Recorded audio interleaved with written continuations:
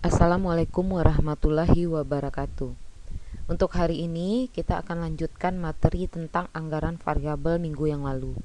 Nah, minggu lalu kita sudah selesai menyusun anggaran variabel mulai dari anggaran penjualan, anggaran persediaan barang jadi akhir, anggaran biaya bahan baku, anggaran biaya tenaga kerja langsung, anggaran biaya overhead variabel, anggaran biaya overhead tetap, anggaran persediaan barang dalam proses akhir, anggaran BOP tetap lebih atau kurang, serta anggaran biaya usaha variabel. Nah, langkah selanjutnya, dari 9 anggaran ini kita akan susun anggaran keuangan, yaitu anggaran laba rugi. Anggaran laba rugi yang akan kita susun metodenya ada dua, metode full costing dan metode variable costing. Nah, untuk menyusun anggaran laporan laba rugi ini, kita menyusunnya untuk 1 tahun, di mana 1 tahun itu ada 4 triwulan. Kita ambil datanya dari 9 anggaran variabel yang sudah kita susun sebelumnya. Nah, sekarang kita coba menyusun anggaran dengan metode variable costing. Nah, di sini saya hanya jelaskan untuk satu triwulan, sisanya triwulan 2, 3, dan 4, dan data setahun itu Ananda yang kerjakan sendiri. Nah, di sini ada dua laporan keuangan laba rugi, yaitu metode full costing dan metode variable costing. Nanti akan saya jelaskan apa perbedaan metode laporan laba rugi secara full costing dan secara variable costing. Nah, pertama ada kolom keterangan yang akan kita isi. Triwulan 1, 2, 3, 4 itu data keuangan yang akan kita cantumkan dan data setahun. Nah, untuk data penjualan 11.660.000 ini untuk keterangan awal, ini kita ambil dari anggaran penjualan. Jadi penjualan ini kita ambil dari anggaran penjualan. Nih, 11.060.000. Kita masukkan anggaran penjualan triwulan 1, 2, 3, dan 4 ke dalam laporan laba rugi full costing. Yang kedua, biaya bahan baku. Biaya bahan baku kita ambil juga datanya dari anggaran biaya bahan baku triwulan 1, 2, 3, dan 4. Nah, ini anggaran bahan baku triwulan 1, 2, 3, dan 4.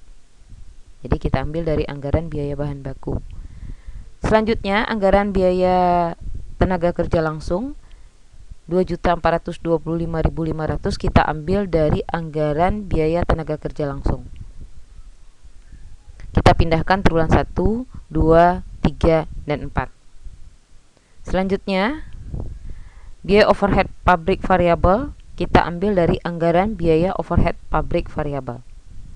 Jadi biaya overhead variabel kita ambil dari anggaran kelima, yaitu anggaran biaya overhead variabel triwulan 1, 2, 3, 4. Kita pindahkan ke BOP variabel. Setelah itu BOP tetap kita ambil dari anggaran BOP tetap. Anggaran ke-6 kita ambil dari triwulan 1, 2, 3, dan 4 untuk anggaran BOP tetap. Kita pindahkan ke laporan laba rugi dengan menggunakan metode full costing. Nah, biaya pabrik itu unsurnya ada 4, bahan baku, tenaga kerja langsung, BOP variabel, dan BOP tetap. Berarti kolom 2, baris 2, 3, 4, 5 kita jumlahkan. Persediaan BDP awal itu kita ambil dari anggaran persediaan BDP awal. Anggaran persediaan barang dalam proses awal itu tidak ada nilainya, kosong.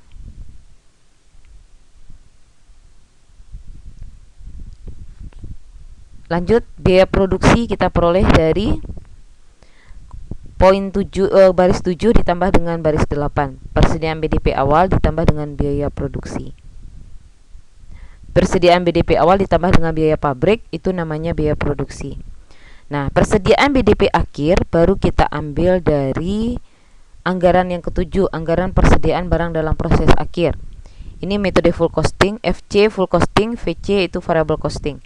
FC-nya kita ambil di sini, full costingnya untuk persediaan barang dagang akhir, persediaan barang dalam proses akhir 25.500.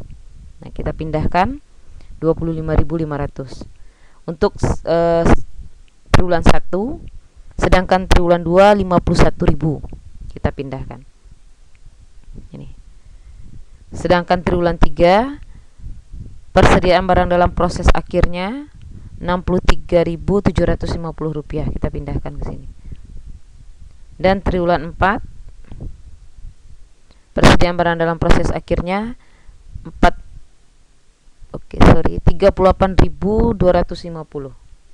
38.000 ya.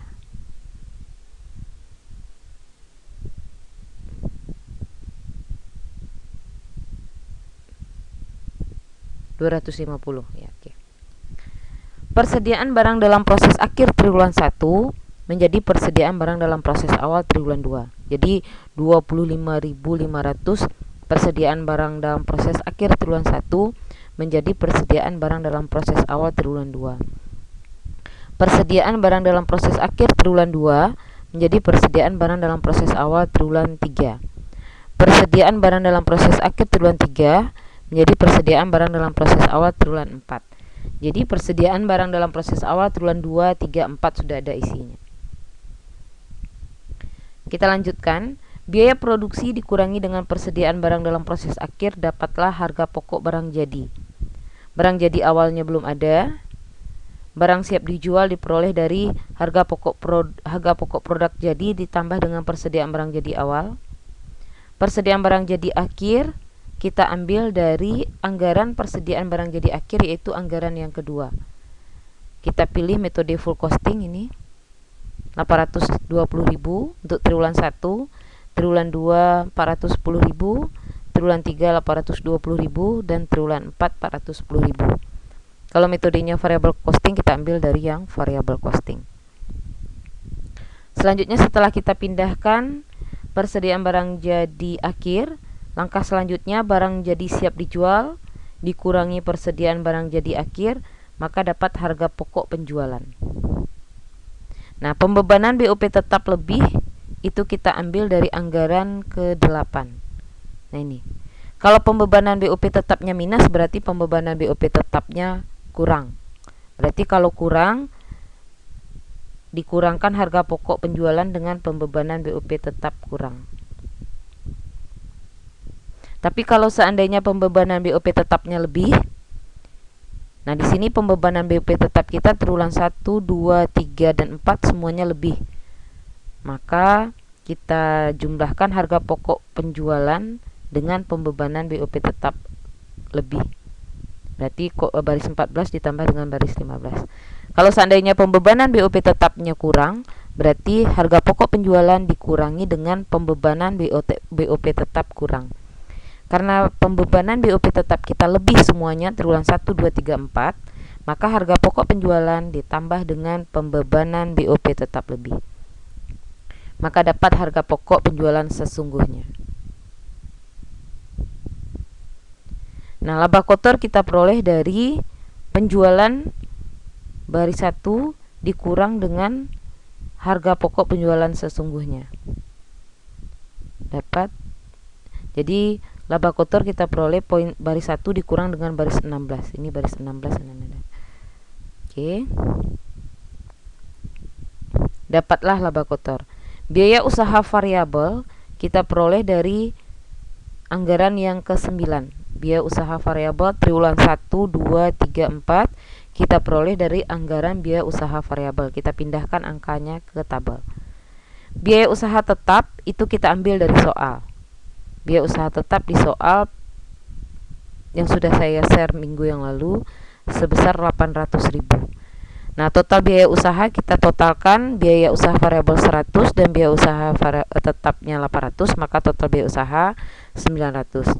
Nah, laba usaha kita peroleh dari laba kotor dikurangi dengan biaya usaha. Maka kita peroleh laba usaha. Nah, begitu seterusnya prosesnya sampai triwulan 4. Jadi Ananda tinggal lanjutkan penjelasan triwulan 2, 3 dan 4. Ananda pelajari sendiri.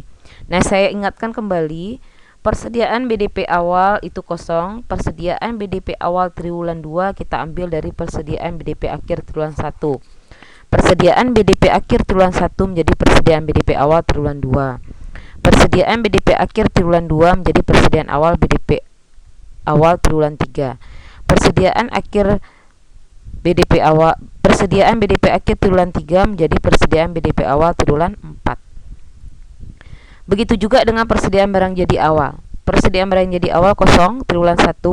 Persediaan barang jadi awal triwulan 2 kita ambil dari persediaan barang jadi akhir triwulan 1. Persediaan barang jadi akhir triwulan 1 menjadi persediaan barang jadi awal triwulan 2. Persediaan barang jadi akhir triwulan 2 menjadi persediaan barang jadi awal triwulan 3. Persediaan barang jadi akhir triwulan 3 menjadi persediaan barang jadi awal triwulan 4. Ya, jadi itu yang berbeda antara persediaan BDP awal, persediaan BDP akhir, persediaan barang jadi awal, dan persediaan barang jadi akhir. Nah, sekarang kita ambil perhitungan laporan laba rugi full costing untuk data setahun. Nah, untuk data setahun, penjualan triwulan 1, 2, 3, dan 4 kita totalkan.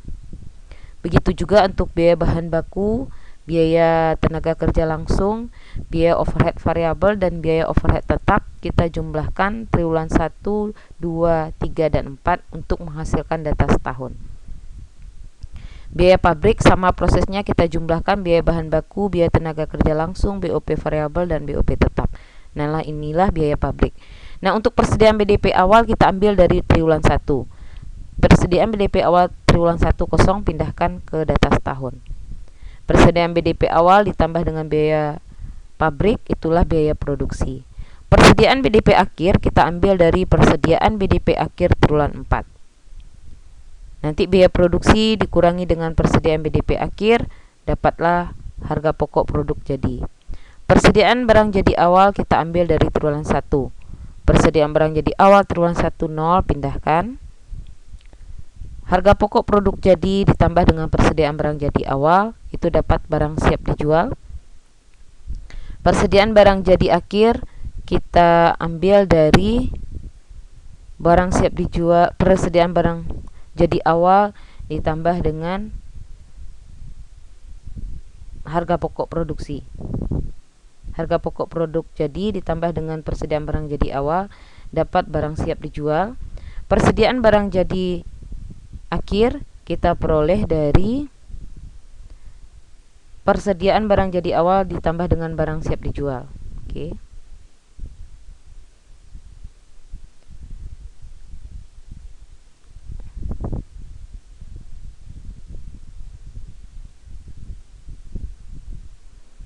Selanjutnya, harga pokok penjualan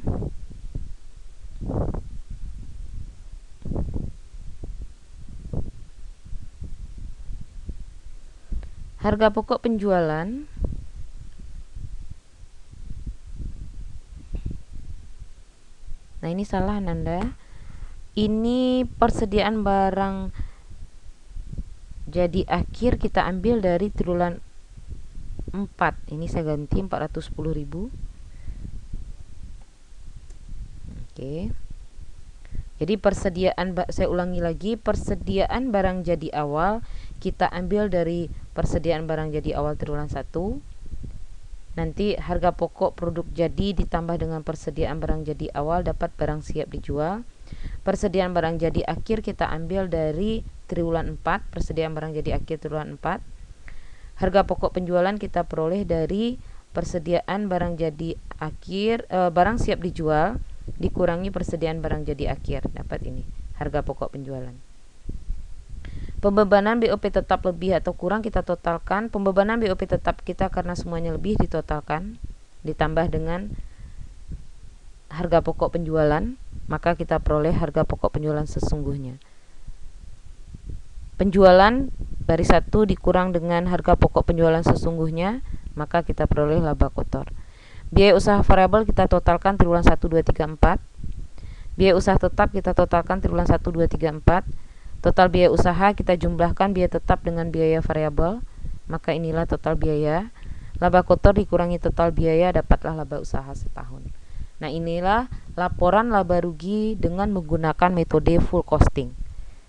Nah, sekarang kita lihat perbedaan laporan laba rugi dengan menggunakan metode variable costing. Nah, untuk variable costing triwulan 2, 3, dan 4 dan data setahun sengaja saya kosongkan. Nanti Ananda yang isi sendiri.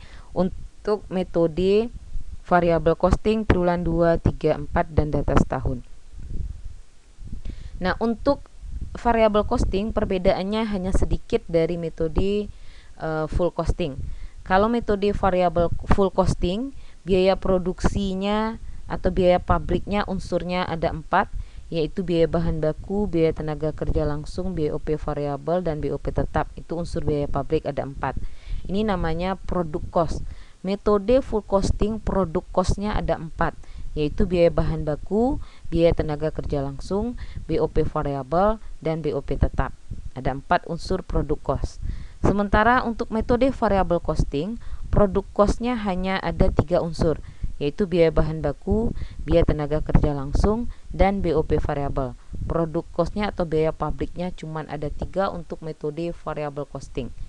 Jadi yang BOP tetap itu kita tidak masukkan dalam biaya pabrik atau tidak kita masukkan dalam metode produk cost, karena metode variable costing biaya pabriknya atau produk costnya unsurnya cuma ada 3, biaya bahan baku, biaya tenaga kerja langsung, dan BOP variabel.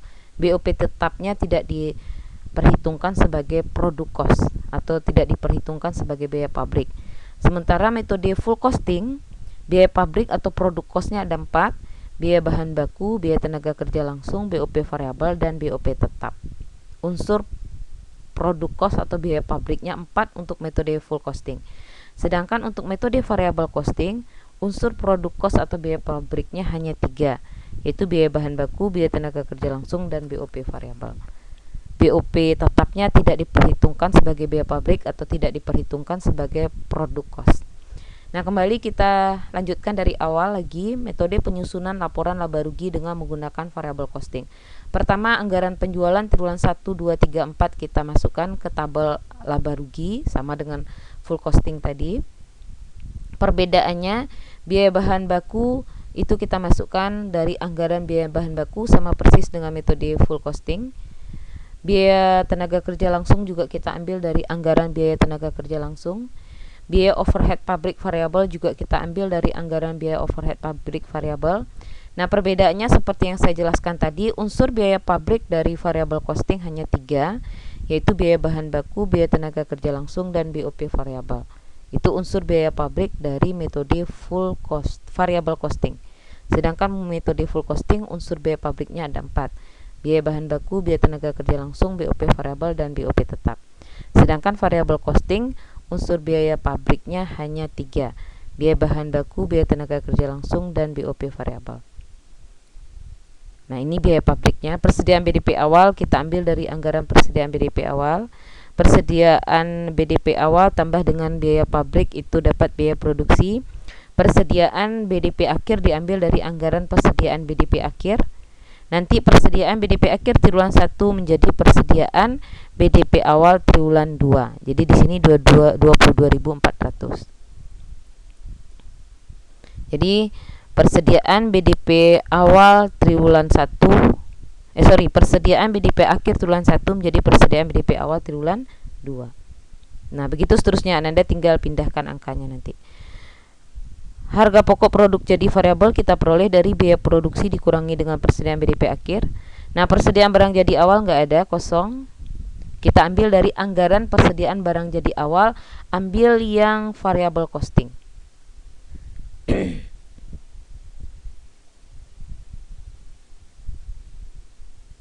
Karena persediaan BDP awal barang jadi awalnya nggak ada, kita kosongkan.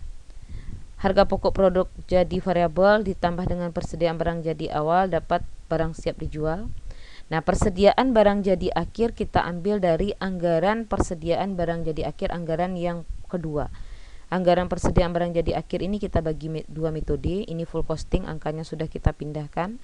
Kita ambil yang variable costing karena metode laporan laba rugi kita menggunakan metode variable costing.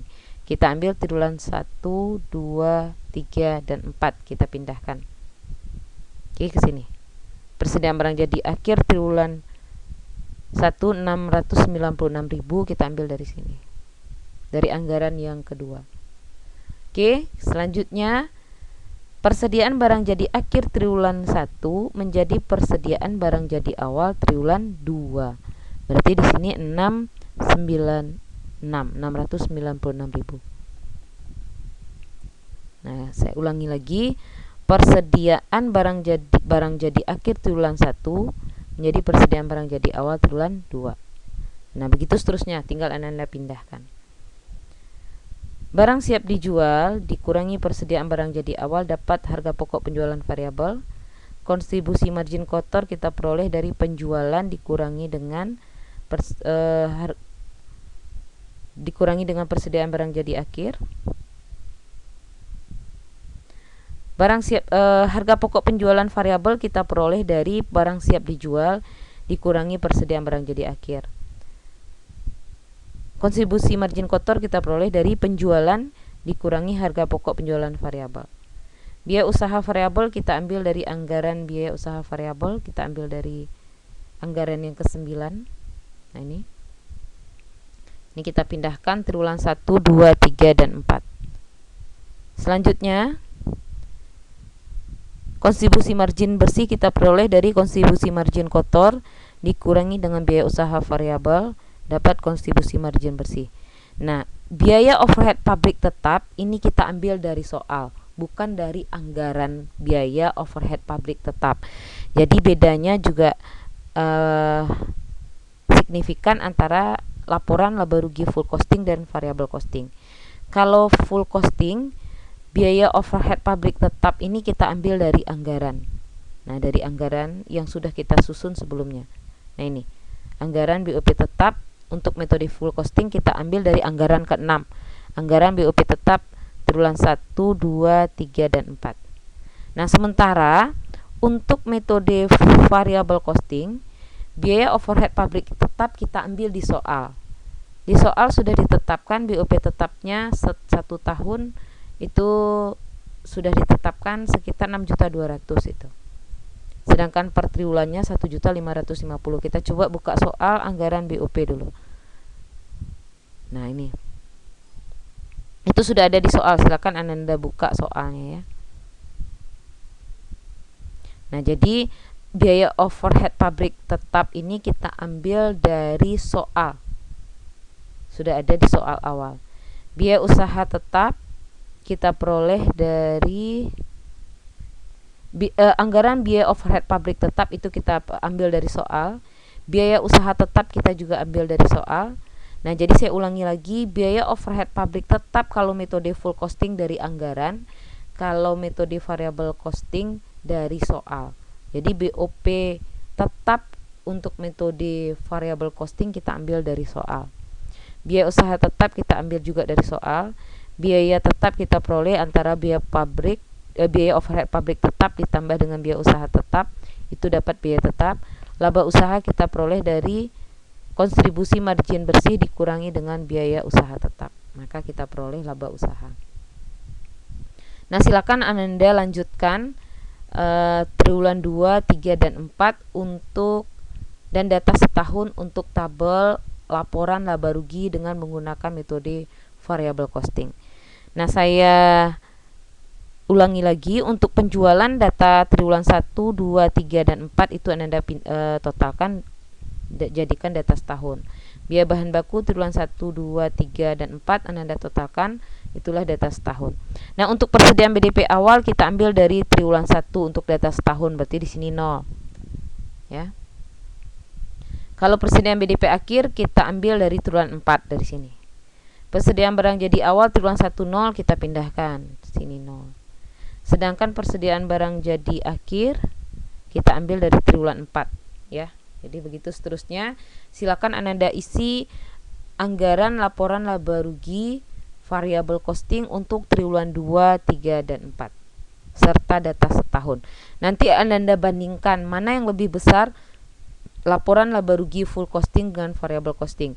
Nah, sebagai contoh untuk triwulan 1 full costingnya laba 1.777.100, sedangkan variable costing 1.650.000. Berarti lebih besar laba rugi variable costing triwulan 1 daripada variable costing. Lebih besar laporan laba rugi full costing triwulan 1 dibandingkan laporan laba rugi variable costing triwulan 1.